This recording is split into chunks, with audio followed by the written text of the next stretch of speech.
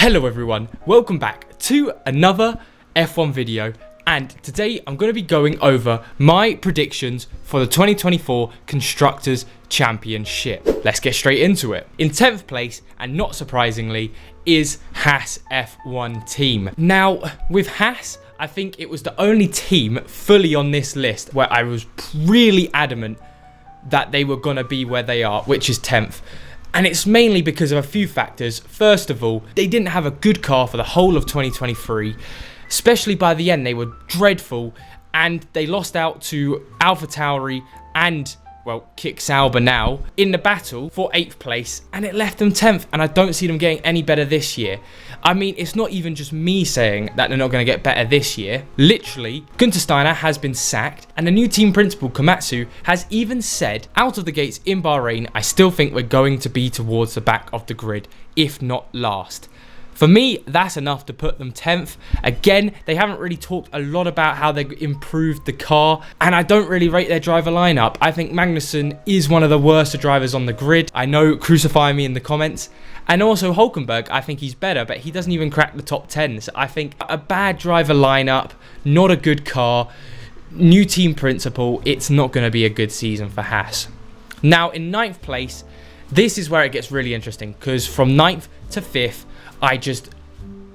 it was just excruciating trying to figure out. I've changed so many positions before this video, and I'm going to stick with what I've got. Some of them may be well off, but well, I'll give you my reasoning for why in a second. But in 9th place, I've got Williams F1 team. Now, I know Williams showed quite a bit of promise in 2023, especially around the mid part of the season, but they did fall off a little bit again later into the season, almost being overtaken by AlphaTauri. But genuinely, it's just because I think it's going to be so tight from 9th to 5th. And it's more because of the other teams I'm putting them 9th, not really anything Williams is doing. But yeah, just from the interviews I've listened to and what I've researched, it just doesn't sound like they have as much coming forward into 2024 as the other teams. And the other thing is, apart from Albon, who will carry this team into 9th, I know, carry into 9th, not a lot, but he will carry the team. I just don't rate Logan Sargent, and I really do think he will hamper them, especially when you've got some great drivers in the mix from the 9th constructor to the 5th. Now, in 8th, I think this is my most controversial pick of the video, and this is the one that could be extremely wrong, but I'm going for it. I'm sticking with my guns, and that is Alpine F1 team. Now, Alpine at 8th, I hear what you're saying. I must be going bonkers, and I sort of am. But throughout this video, you'll really understand why I've put them 8th.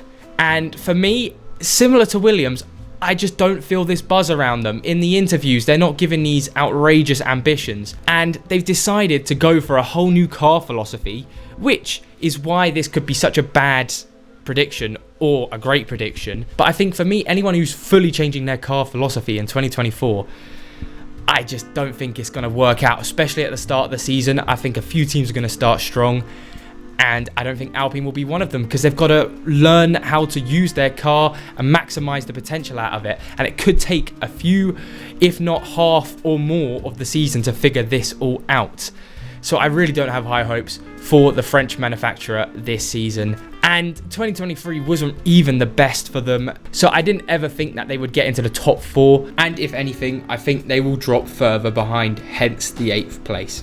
Now, in 7th, I think this is my first potential team that I think are going to overachieve in 2024, and that is Stake Kick Sauber. They didn't have a very good season last season. However, with their transition to Audi getting ever closer, they've got to show Audi a car that they're taking over that's worth going into F1 for. And I really think this is the first season where we're going to see signs of them growing and growing as a team.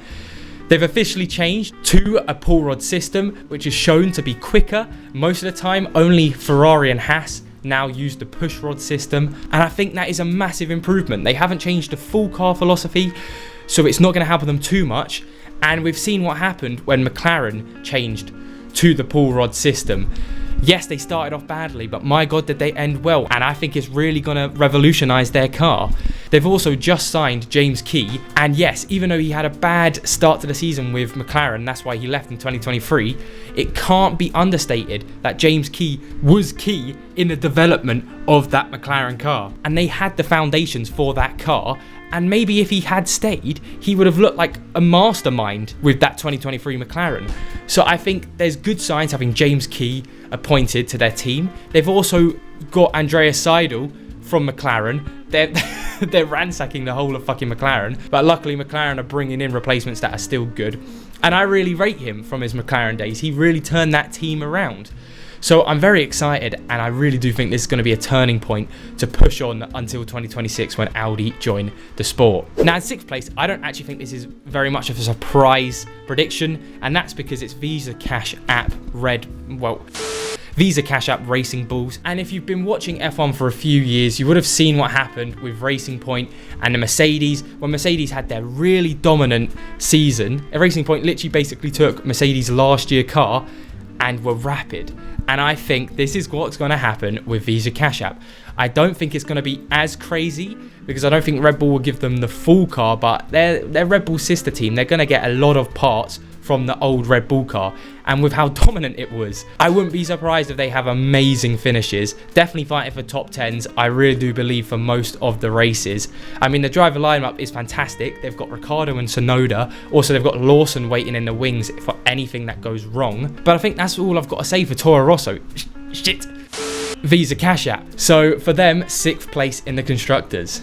Now, going into the top 5, 5th place, of course, I've got Aston Martin. Again, I've not got a lot to say about them. I think they started very well last season. They didn't have a good mid-season, but they sort of caught up again in the last few races, looking like they still had a decent car. So I don't see them dropping off dramatically, but I don't see them fighting the top 4. Considering how much McLaren destroyed them in the second half, I don't see them ever getting into the top 4 of the Constructors again for a little bit. However, they will have a decent car, which I will think will be the top of the midfield. Again, also, they've got Alonso. You never know what Alonso can do with that car. He will pull out special moments and pull out the best in any car. Then on to 4th, and I think this is my other very bold prediction. So I've got quite a few bold predictions in this video, and it is Mercedes F1 team. Now, the reason for this is very similar to what I've said about Alpine. They're changing their full car philosophy. This could either work out amazingly or badly. I think it'll work out badly. You don't have enough time to get this car ready. Also, you just have to understand it a bit better. And some other external factors towards the car development is Lewis Hamilton joining Ferrari. This cannot be understated enough. Yes, it was contract decisions, Hamilton wanting to become an ambassador, him wanting to race more than one extra gear that Mercedes were only offering him. However, he must have also seen that Mercedes didn't look that very good. And for someone like Lewis Hamilton, who's been at Mercedes for so long, to switch teams to Ferrari, their rival, I don't think it's a good sign heading into 2024. Now, the top 3, of course, I'm hoping the top 3 are much closer this season in F1, but the top 3 will be as followed. 3rd place, McLaren F1 team. Now, I wish I could put them 1st or 2nd. However, there's reasoning to this. I put them 3rd because I think if they aren't as quick as they say they are, it's quite embarrassing considering how much social media push they've done to get excited about this car. Lando Norris and Oscar Piastri look optimistic this season. I can't remember the last time as a McLaren fan, especially Lando Norris, because Oscar Piastri's only been there for a season, that he was excited ahead of Bahrain after Abu Dhabi. So it really does show, if they have a good car like they had for the last half of the season, they will definitely get 3rd place, potentially 2nd, but they will have to push for that 2nd. So I'm excited for McLaren. They're not changing a lot about their car philosophy, which I think will work in their favour because they understand the car, just carry on upgrading it. They've got so much more to get out of it before it starts diminishing. I think it will be a great season for McLaren and McLaren fans all over the globe. Now, in 2nd place, we of course have Ferrari F1 team. Now, the reason for this is because I believe they should have come 2nd place last season in the Constructors. They got extremely unlucky. Leclerc should have had so many more points. I even made a video on it, how Leclerc potentially could have come 3rd in the championship, beating Lewis Hamilton if he wasn't so unlucky. They're the only team to, well, Mercedes got 1 pole position with Hamilton. However, they got a couple pole positions and a race win. The only other team to get a race win other than Red Bull in 2023. And I really do think they were second fiddle to Red Bull for most of the season. And I don't expect that to change coming into 2024. Again, Leclerc is amazing. If he's just not unlucky, he will do brilliantly. I think Carlos Sainz, very good driver as well. His last season, he's going to want to show Ferrari where they shouldn't have got rid of him. I'm telling you, Ferrari will be 2nd place in the Constructors.